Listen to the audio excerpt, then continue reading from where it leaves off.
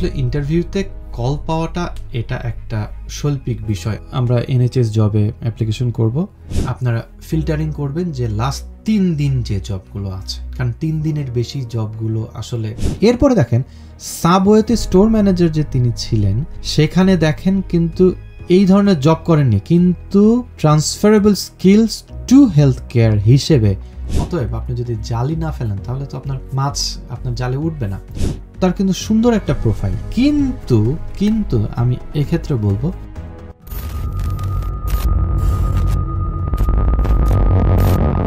আসসালামু আলাইকুম দর্শক, ক্যারিয়ার প্রোগ্রেশন এবং স্কিল ডেভেলপমেন্ট সংক্রান্ত আজকের ভিডিওতে আপনাদের সবাইকে স্বাগত জানাচ্ছি। দর্শক, অনেকেই প্রশ্ন করেন যে আমাদের তো একটা এডুকেশনাল ব্যাকগ্রাউন্ড রয়েছে, প্রফেশনাল এক্সপেরিয়েন্সও রয়েছে, আমরা সুন্দরভাবে সিভি তৈরি করেছি, কভার লেটারও লিখছি প্রত্যেকটি জব অ্যাপ্লিকেশনে, কিন্তু ইন্টারভিউতে কল পাচ্ছি না। আসলে ইন্টারভিউতে কল পাওয়াটা এটা একটা শৈল্পিক বিষয় আমি মনে করি, কারণ এক একটা জবের এগেইনস্টে হাজার হাজার অ্যাপ্লিকেশন জমা পড়ে। আর জবটি যদি ইন ডিমান্ড হয়, বা ধরেন আপনারা দেশের বাইরে এমন একটা জবে অ্যাপ্লাই করছেন যে জবটি হয়তো আপনাকে স্পন্সরশিপ প্রোভাইড করবে, তাহলে তো আসলে সেখানে অনেক কম্পিটিশন থাকবে, এবং সেখানে কম্পিটিশন থাকবে আপনার দেশীয় লোকের সাথে, ইন্টারন্যাশনাল লোকের সাথে, এই দেশীয় লোকের সাথে অনেক কম্পিটিশন, এবং সেই কম্পিটিশন উতরিয়ে আপনাকে কিন্তু ইন্টারভিউতে কল পেতে হবে। প্রথম স্টেপ বা আগের স্টেপ সম্পর্কে আমি পূর্ববর্তী ভিডিওগুলোতে অলরেডি বলেছি যে আপনাদেরকে অবশ্যই আপনাদের এডুকেশনাল ব্যাকগ্রাউন্ড থাকতে হবে, আপনাদের প্রফেশনাল এক্সপিরিয়েন্স থাকাটা বাঞ্ছনীয়, থাকলে ভালো, অবশ্যই ভালো, বিকজ কম্পিটিশন হায়ার। এরপরে সেগুলো থাকলেও সেগুলো সুন্দরভাবে ফুটিয়ে তোলার জন্য আপনার সিভিটা সুন্দর করে তৈরি করা দরকার, অর্থবহ করে সিভি তৈরি করা দরকার, এবং একই সাথে প্রত্যেকটি জবে আপনাকে আলাদা আলাদাভাবে সাপোর্টিং স্টেটমেন্ট বা কভার লেটার লেখা দরকার। এখন আসেন যে এরপরেও যদি আমরা দেখি যে আমাদের জবগুলোতে আমরা আসলে ইন্টারভিউতে কল পাচ্ছি না, তাহলে কোন জায়গায় আমরা ভুল করছি এবং কিভাবে জব অ্যাপ্লাই করলে আপনারা নিশ্চিতভাবে ইন্টারভিউতে কল পাবেন। দর্শক, আপনাদের যদি মনে থাকে যে আমি পূর্ববর্তী ভিডিওগুলোতে বলেছিলাম যে আপনাকে প্রত্যেকটি জবের জন্য আলাদা আলাদাভাবে সিভিকে কাস্টমাইজ করতে হবে। বিষয়টি এমন যে আপনার সিভিতে অবশ্যই আপনি ভুল তথ্য বা মিথ্যে কোনো তথ্য দিবেন না, বরং আপনি ওই জবে যদি অ্যাপ্লাই করেন তার আগে আপনাকে জানতে হবে যে ওই জবের জন্য আপনি যোগ্য কিনা। আচ্ছা, ধরে নিলাম যে আপনি ওই জবের জন্য যোগ্য, ওই জবের আপনার এক্সপিরিয়েন্স আছে, রেলেভেন্ট এডুকেশনাল ব্যাকগ্রাউন্ডও আপনার আছে, তাহলে আপনাকে যেটা করতে হবে, আপনার জব এক্সপিরিয়েন্সগুলো যখন আপনি আপনার সিভিতে লিখবেন, তখন অবশ্যই সেই জবে ডেসক্রিপশনে যে জবগুলো চেয়েছে বা রিকোয়ার্ড যে কোয়ালিফিকেশনগুলো তারা চেয়েছে, সেগুলো আপনার সিভিতে উল্লেখ করতে হবে। চলুন আমরা একটু হাতে কলমে দেখে নিই।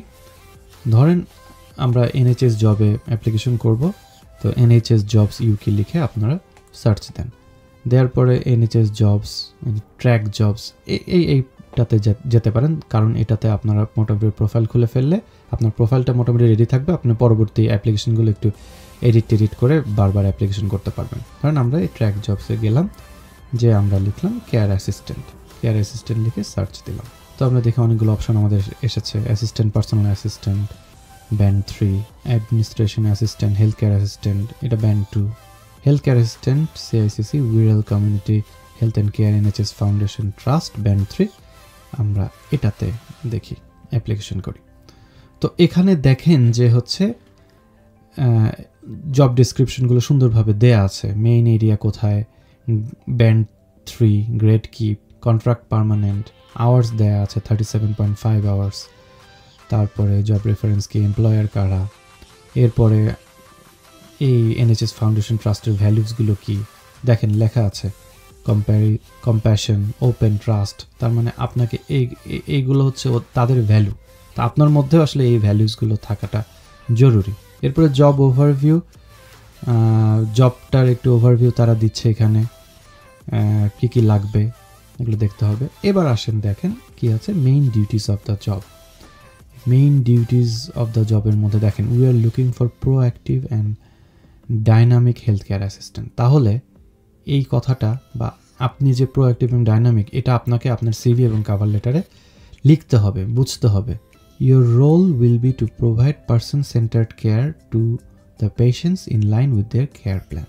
দেখেন, এটা একটা গুরুত্বপূর্ণ তথ্য তারা দিয়েছে। দেন The care will be planned and assisted by the registered nurses and therapists and provided under the direct supervision of the registered nurses or other members of the multidisciplinary team. এটা একটা ভালো তথ্য তারা দিয়েছে। দেখেন আপনার মাস্ট ইন ভিউ কি level 3 direct care, social care or equivalent এইটা থাকতে হবে। কেয়ারিং অ্যান্ড কম্প্যাশনেট অ্যাটিটিউড আপনার থাকতে হবে। আ strong desire to help people, এটা আপনার মধ্যে থাকতে হবে। গুড কমিউনিকেশন স্কিলস থাকতে হবে। সো দেখেন তারা কিন্তু বলে দিয়েছে যে আপনার কি থাকতে হবে। আপনার এগুলো আছে কিন্তু আপনি এগুলো সিভিতে উল্লেখ করছেন না। এগুলোই হচ্ছে আমাদের সিভিতে উল্লেখ করতে হবে। দেন দেখেন বেনিফিটস রিওয়ার্ডস তারা উল্লেখ করেছে, এগুলো আমরা দেখব। পার্সন স্পেসিফিকেশন তারা কী কী চেয়েছে। এক্সপিরিয়েন্স অফ পেশেন্ট কেয়ার, আপনার এটার এক্সপিরিয়েন্স থাকতে হবে, সেটা আপনাকে উল্লেখ করতে হবে। আপনার থাকুক, না থাকলে তো উল্লেখ করবেন না, থাকতে হবে, এবং সে থাকলে আপনি সেটা উল্লেখ করতে হবে। আমরা উল্লেখ করতে ভুলে যাই। এরপরে experience of work in the কমিউনিটিতে ওয়ার্ক করার এক্সপিরিয়েন্স থাকতে হবে। Experience of supporting patients in a rehabilitation or intermediate care unit, এরকম ইউনিটে থাকলে আপনার জন্য ভালো। কোয়ালিফিকেশনগুলো তারা চেয়েছে। এবার দেখেন skills and abilities. Good communication skills already তারা বলেছে। Ability to work as a part of A multidisciplinary team, মানে একটা টিমে আন্ডারে আপনি কাজ করেছেন, মাল্টিডিসিপ্লিনারি টিমের মধ্যে আপনার কাজ করার অভিজ্ঞতা আছে, সেগুলো তারা জানতে চাইবে।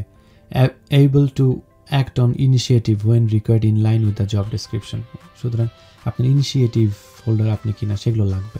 এবং একই সাথে দেখবেন যে এখানেও কিন্তু তারা এই যে দেখুন নিচে কিন্তু documents to download HCA CICC job description এবং HCA CICC পার্সন স্পেসিফিকেশন কী কী লাগবে সেগুলোও কিন্তু তারা অলরেডি সেখানে দিয়ে দিয়েছে। আমরা একটু সেটা ওপেন করার চেষ্টা করি। দেখেন আমরা এখানে দেখি যে job title, then job purpose, role, then main duties and responsibilities. দেখেন এতগুলো ডিউটিস রেসপন্সিবিলিটি দিয়েছে। আপনি হয়তো আপনার সিভিতে সবগুলো দেখাবেন না, বাট এখান থেকে মেইন পয়েন্টগুলো নিয়ে অবশ্যই আপনার সিভিতে সেটা ফোকাস থাকতে হবে। আবার ধরেন আপনি এরকম কাছাকাছি একটা রোলে জব করেছেন, সেই রোলে কিন্তু আপনি সবগুলো দেখানোর দরকার নাই বা পারবেন না। আপনি হয়তো মেইনগুলো দেখালেন এবং আপনি অন্যান্য জবে ধরেন আরও অন্য জব করেছেন, সেখানে এই জবগুলোর এই জব ডেসক্রিপশনের জবগুলো আপনি করতে পারবেন, সেটা ট্রান্সফারেবল স্কিলস হিসেবেও আপনি কিন্তু দেখাতে পারেন। দেখেন এখানে অনেক কিছু আছে, অনেক provide delegated care to patients, assist patient with support, then assist with maintaining the unit environment. এরকম দেখেন জব ডেসক্রিপশনগুলো এখানে দেয়া আছে, যেগুলো আপনাকে অ্যাডমিনিস্ট্রেটিভ কী কী কাজ করতে হবে এগুলো এখানে দেয়া আছে। ট্রেনিং রিলেটেড কী কী কাজ করতে হবে, হেলথ অ্যান্ড সেফটি রিস্ক দেখেন এই বিষয় নিয়েও বলা আছে, ভিশন অ্যান্ড ভ্যালিউজ এটা নিয়েও বলা আছে। এবং একই সাথে দেখেন পার্সোনাল স্পেসিফিকেশনে তারা কী কী চেয়েছে। তারা চেয়েছে NVQ 3 লেভেল, এটা essential. Moving and handling skills essential. Knowledge of infection control, দেখেন infection control essential. Tissue viability essential. Then experience of patient care essential. আপনার এখান থেকে আপনি যেটা বুঝতে পারেন, দেখেন স্কিলস অ্যান্ড অ্যাবিলিটিসে কী কী লেখা আছে, পার্সোনাল কোয়ালিটিস কী কী লেখা আছে। মেইন বিষয় হচ্ছে আপনি যখন আপনার সিভিতে স্কিলস এবং আপনার কোয়ালিফিকেশন কী কী আছে, স্কিলস অ্যান্ড অ্যাট্রিবিউটসে এই জিনিসগুলো উল্লেখ করবেন। আবার আপনাকে যখন ইন্টারভিউয়ে কোয়েশ্চেন করবেন মাথায় রাখবেন পার্সোনাল স্পেসিফিকেশনে যেগুলো দিয়েছে এই বিষয়গুলোর উপরে অবশ্যই আপনার ইন্টারভিউয়ে কোয়েশ্চেন থাকবে। তবে আজকে তো আমরা আসলে ইন্টারভিউতে কীভাবে কল পাবো সেটা দেখছি, তো আমরা এই জিনিসগুলো দিয়ে আমরা একটা সিভি তৈরি করবো এবং সাপোর্টিং ডকুমেন্ট তৈরি করবো এবং দেখব যে কিভাবে আসলে এই জবটাতে 100% আমরা জবে কল পেতে পারি। এবার আসেন আমরা একটা স্পেসিমেন সিভি দেখি।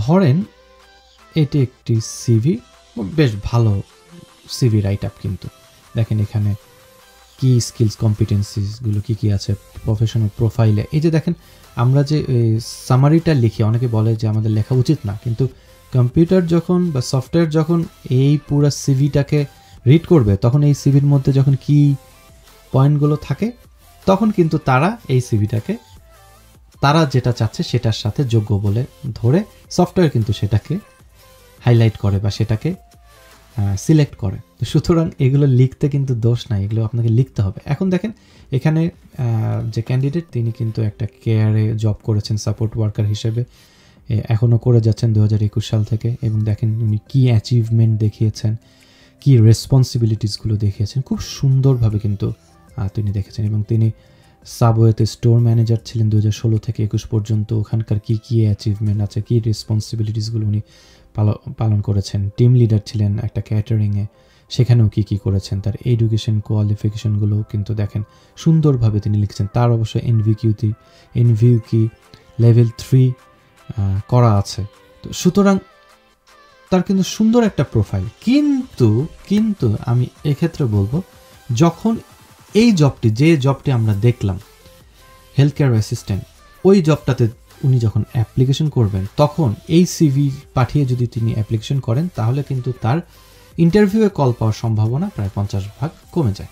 কারণ তিনি কিন্তু ওই যে আমি একটু আগে আপনাদেরকে দেখিয়েছি যে তারা যে জব স্পেসিফিকেশনগুলো চেয়েছে, পার্সন স্পেসিফিকেশনগুলো চেয়েছে, সেই জিনিসগুলো কিন্তু আপনাকে সিভিতে উল্লেখ করতে হবে। তো আমি তার এত সুন্দর সিভিটাকে জাস্ট টেইলারিং করেছি এই জবের জন্য। আপনারা দেখেন এইখানে পার্সোনাল প্রফেশনাল প্রোফাইল আমরা ডেডিকেটেড হেলথ কেয়ার অ্যাসিস্ট্যান্ট এই কথাটা কিন্তু উল্লেখ করে দিয়েছি।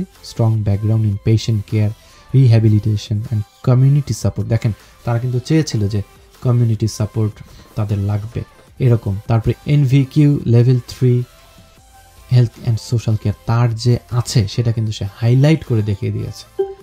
এরপরে দেখেন কি স্কিলস অ্যান্ড কম্পিটেন্সিসতে personal care and hygiene support, পেশেন্টের support, vital sign monitoring, infection control and health and safety. দেখেন এই জিনিসগুলো কিন্তু চেয়েছিল।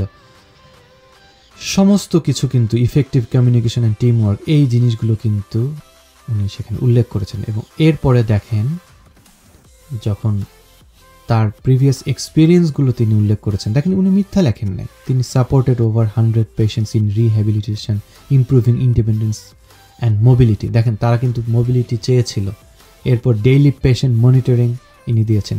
তারা ট্রেনিংয়ের একটা আসপেক্ট জানতে চেয়েছিল, দেখেন সেখানে তিনি উল্লেখ করেছেন। এবং দেখেন কি রেসপন্সিবিলিটিসগুলোতে তিনি assisted patients with personal hygiene, dressing and mobility exercise. দেখেন এই জিনিসগুলো কিন্তু যেগুলো চেয়েছিল সুন্দরভাবে এখানে উল্লেখ করা আছে।